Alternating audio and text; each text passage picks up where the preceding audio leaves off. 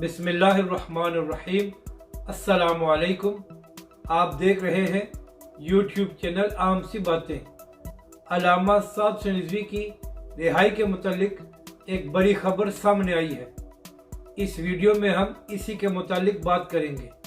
Senior सहाफ़ी मियां दाऊद साहब ने यह दावा किया है कि अल्लामा साद रिजवी को आज रात या कल रिहा कर दिया जाएगा और उसके बाद तहरीक लब्बैक के अमीर अल्लामा साद रिजवी को वज़ीराबाद धरने में ले जाया जाएगा, जहां पर जाकर अल्लामा साहब खिताब करेंगे और अपने कारकुनों का शुक्रिया भी अदा करेंगे।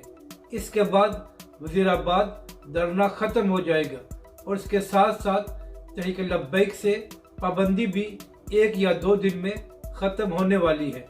अपनी राय का ज़रूर इजहार करें कि आपको ये वीडियो कैसी लगी और हमारे इस चैनल को भी सब्सक्राइब करें ताकि आप हमारी मज़ीद वीडियोज़ को भी देख सकें।